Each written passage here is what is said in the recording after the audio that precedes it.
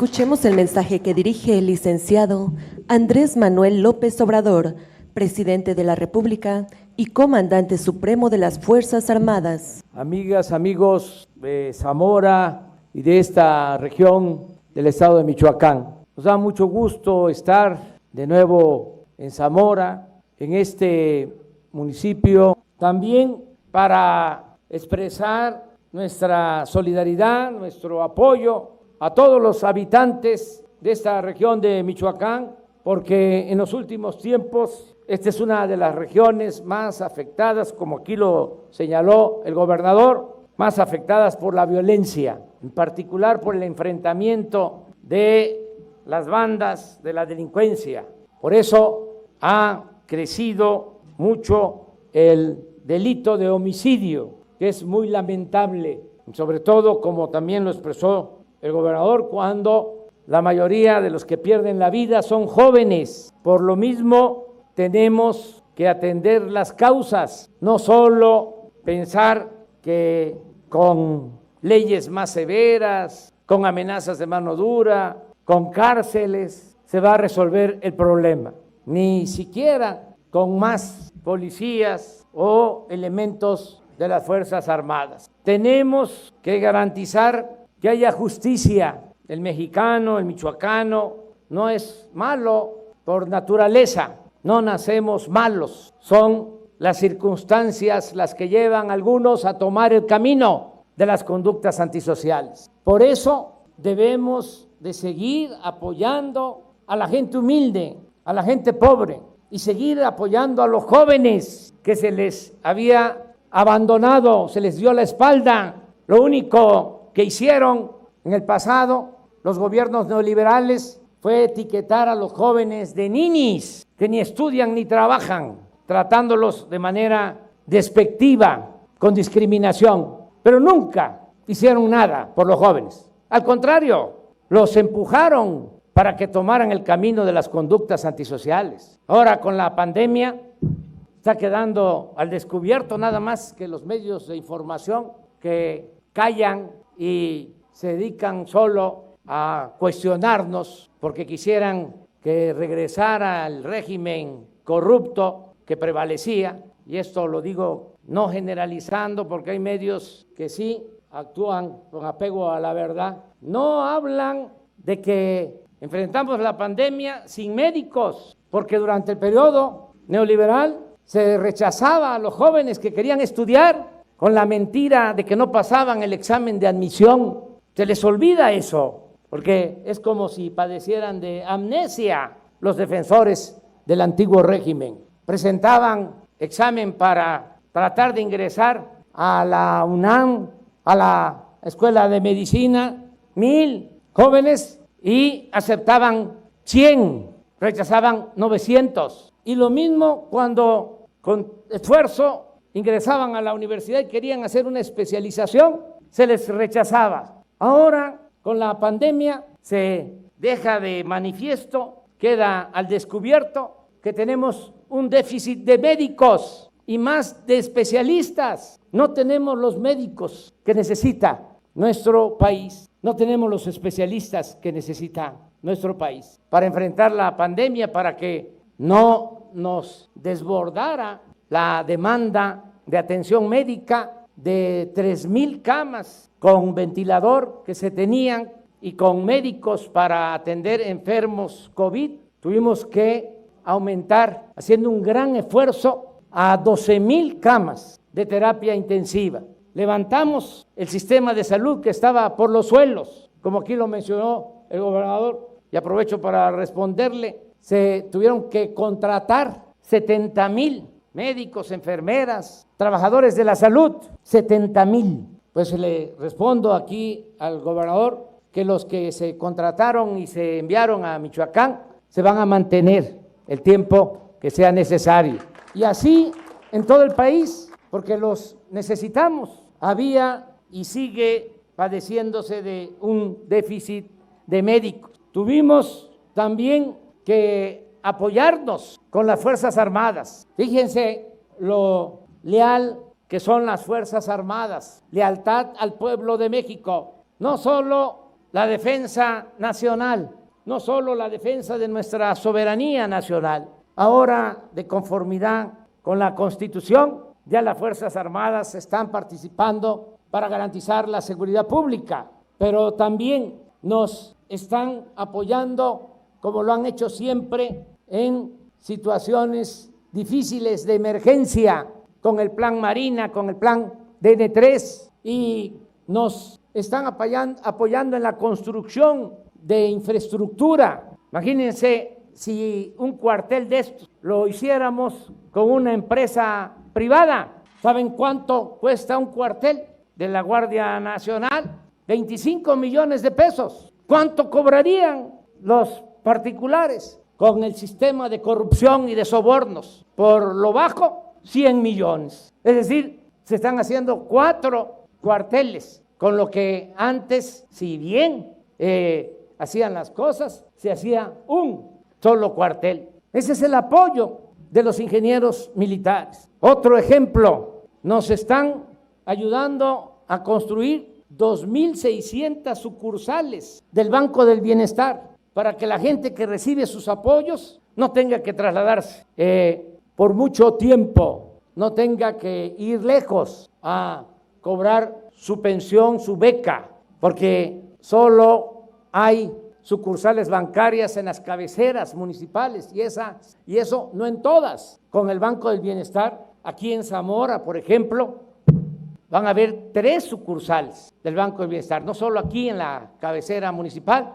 sino también en comunidades. ¿Quiénes están haciendo esas 2.600 sucursales del Banco del Bienestar? Los ingenieros militares. Un ejemplo más, querían que siguiéramos construyendo el aeropuerto de Texcoco, en el lago de Texcoco. Imagínense hacer un aeropuerto en un lago. Se estimaba que para terminar ese aeropuerto en el 2025, o sea que nos íbamos a pasar todo el sexenio construyendo el aeropuerto. Iba a costar, si nos iba bien, de acuerdo a las estimaciones, 300,000 millones de pesos. Decidimos, porque esa fue la voluntad del pueblo, que se cancelara esa obra y que se construyera el nuevo aeropuerto en la base aérea militar de Santa Lucía. Y ahí está ya en construcción el nuevo aeropuerto civil y militar Felipe Ángeles. ¿Saben cuánto va a significar en inversión ese nuevo aeropuerto? 75,000 millones de pesos. Es decir, nos vamos a ahorrar 225,000 millones de pesos, gracias al trabajo de los ingenieros militares. Y vamos a inaugurar ya el nuevo aeropuerto el 21 de marzo del 2022. En el caso de la Secretaría de Marina, lo mismo. Vamos a una gira a Quintana Roo, estaban alarmados los hoteleros, todos los que viven, dependen del sector turístico por el sargazo que invadía las playas del Caribe, y veían ya que se trataba de un problema que no tenía solución, era una fatalidad. Dijimos, vamos a resolverlo. Intervino la Secretaría de Marina, se limpiaron las playas del Caribe, se resolvió el problema. He contado con el respaldo de las Fuerzas Armadas. Cierro el paréntesis para decir que debemos continuar apoyando a los jóvenes, que nadie se quede sin la posibilidad de estudiar y que se siga apoyando para que nadie se quede sin la posibilidad de trabajo. Aquí en Zamora hay 360 jóvenes que están trabajando como aprendices en pequeñas empresas, en el campo, y se les está ayudando con un salario mínimo para que se capaciten y no sean enganchados por la delincuencia organizada. Estudio, trabajo para los jóvenes, bienestar para el pueblo. Así vamos a ir resolviendo el problema de la inseguridad y de la violencia. Vamos a continuar trabajando para vivir tranquilos, para vivir en paz y también con bienestar. Le digo a los habitantes de Zamora y de toda esta región de Michoacán que se está avanzando mucho para contar con la vacuna contra el COVID. Tenemos ya contratos para que se pueda vacunar a todos los mexicanos. lo más pronto posible. Tenemos como meta vacunar a todos los adultos mayores de 60 años, a todos, a finales de marzo. Vamos a tener vacunados a todos los adultos mayores. Esto va a representar, de acuerdo a los especialistas, reducir la mortalidad por COVID, los fallecimientos por COVID en un 80%. Por eso nos estamos apurando. Agradecemos mucho a la farmacéutica Pfizer porque está cumpliendo con el contrato que hicimos. Esta semana mandaron más de 50,000 dosis, el martes llegan más de 400,000 dosis y así semana por semana nos van a estar enviando. Y está por regresar de Argentina el doctor Hugo López-Gatell, que se entrevistó con el presidente Alberto Fernández, nuestro amigo, porque se está consiguiendo una vacuna que se fabrica y ha dado muy buenos resultados en Rusia.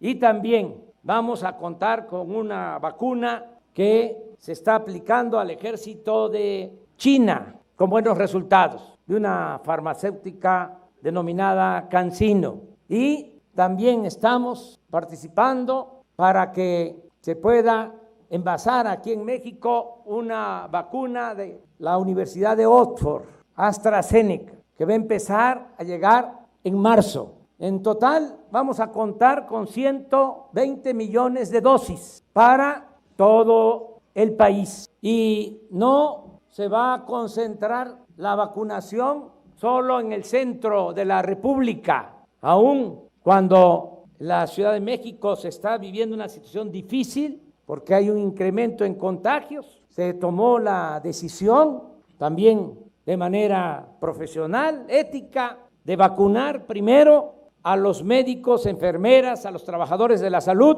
que están salvando vidas en los hospitales COVID. Esos son los primeros que se están vacunando. Vamos a terminar de vacunarlos a los que están en los 1,015 hospitales COVID del país. Los vamos a terminar de vacunar a finales de este mes. De modo que a principios de febrero comenzamos con la vacunación de los adultos mayores. Primero, de los que viven en las comunidades más apartadas, que son 3 millones de adultos mayores. Luego, 6 millones de adultos mayores que viven en ciudades medias y 6 millones más de adultos mayores que viven en las grandes ciudades del país, en las capitales de los estados y en la capital de la República. En total, 15 millones de adultos mayores. Ese es el propósito, esa es la primera etapa. Luego se va a atender a los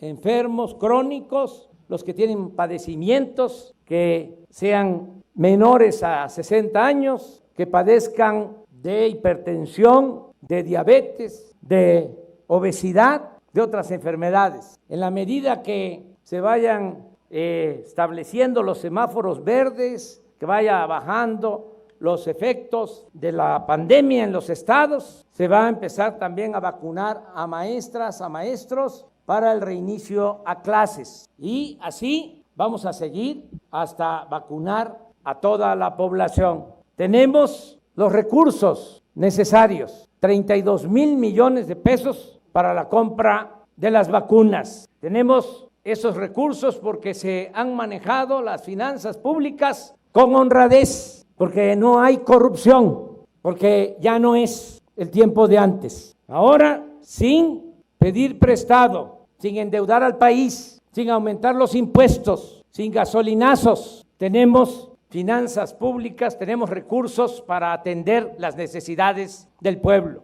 Por eso es muy importante continuar con el proceso de transformación, porque sí, el COVID es una pandemia, pero la corrupción es una peste, es peor que la malaria, y eso es lo que más ha dañado a México. Por eso estoy aquí en Zamora y por eso sigo recorriendo el país, porque me podría quedar en Palacio Nacional, no salir y desde allá ordenar las cosas, coordinar las acciones gubernamentales, pero tengo que recorrer el país como siempre para que no se apague la llama de la esperanza y el propósito principal de transformar al país, que vamos a salir de la crisis económica, vamos a enfrentar la pandemia, pero tenemos que terminar ya de elaborar, de fabricar la vacuna contra la corrupción. Esa vacuna está en fase 3 todavía y la tenemos que dejar ya bien preparada para que nunca más se abuse del pueblo, para que nunca más se le robe al pueblo, para que nunca más se lleven a cabo saqueos como los que han habido, sobre todo durante el periodo neoliberal. Por eso tenemos que seguir recorriendo el país, con cuidado, desde luego, guardando sana distancia. Me da pena porque me piden foto que yo baje el vidrio de la camioneta, no lo puedo hacer. Me tengo que cuidar, como todos debemos de cuidarnos, para que no nos enfermemos, que no haya contagios y que esperemos, ya falta poco, una vez que nos toque y nos vacunen, y entonces sí, voy a bajar el vidrio y de nuevo a abrazarnos y a tomarnos fotos, a querernos mucho, como siempre, porque amor con amor se paga.